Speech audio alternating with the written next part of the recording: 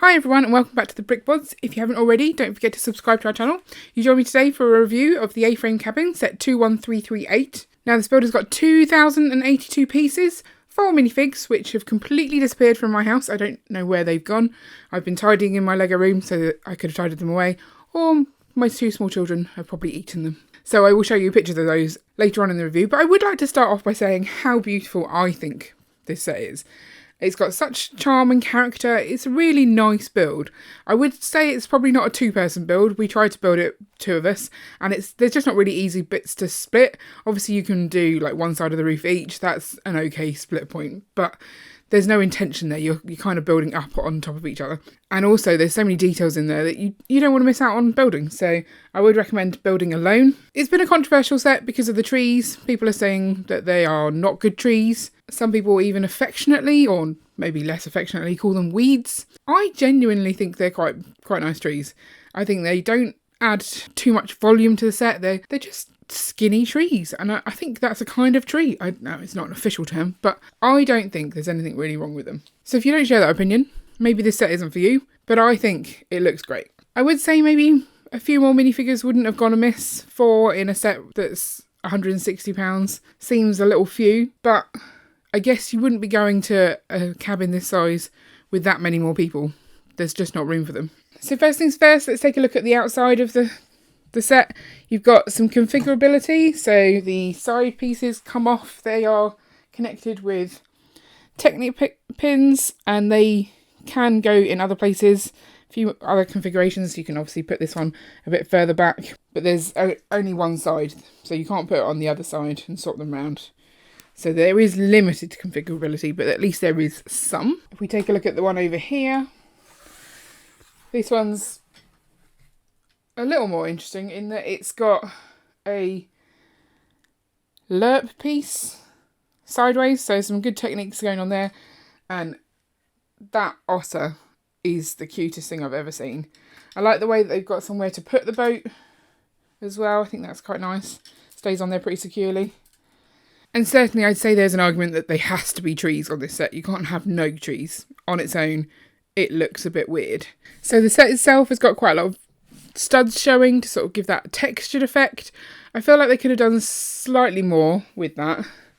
And certainly the roof on the first one, well, the original idea was a lot more textured. It's just a bit too shiny is the problem. They've done their best. And the fact that you can get into the cabin by taking both of these off gives you a very open playset.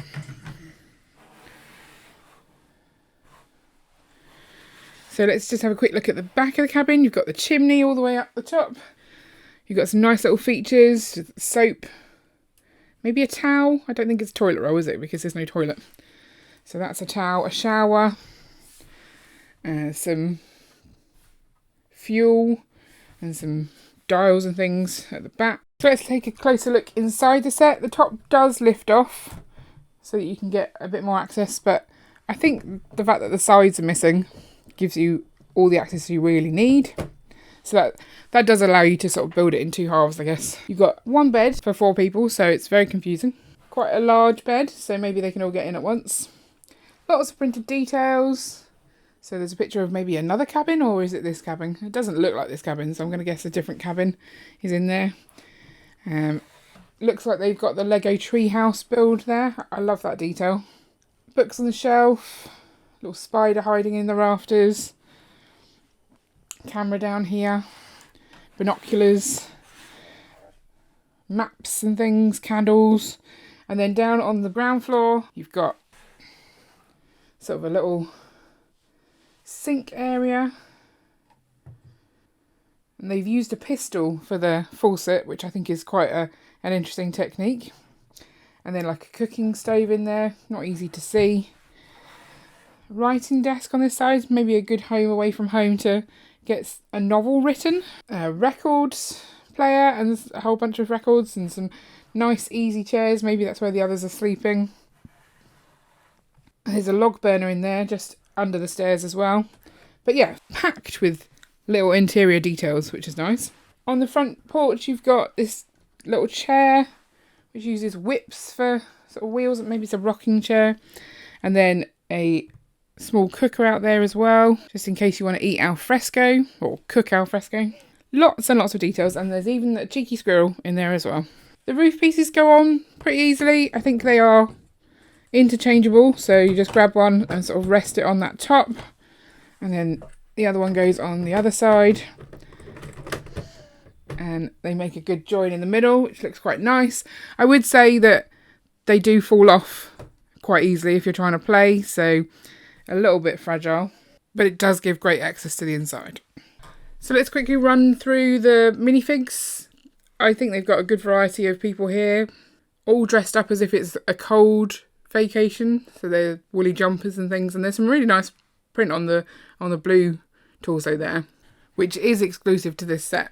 And the same for the red jacket with the fleecy sort of lining. That's a new torso as well. All of the heads have got dual faces, but I have to say I'm still just worried where all of these people are sleeping. Maybe some are sleeping under the stars.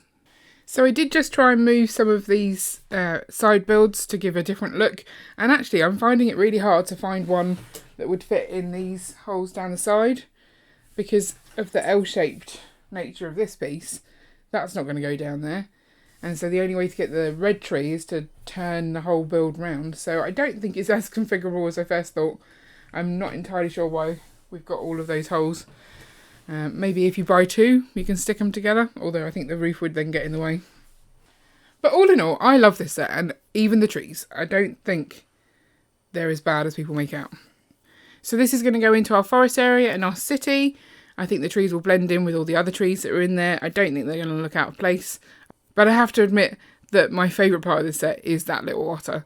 And obviously that comes in a much cheaper Lego City set, so I could have just bought that and got the otters. But I think this is going to look great in our forest area.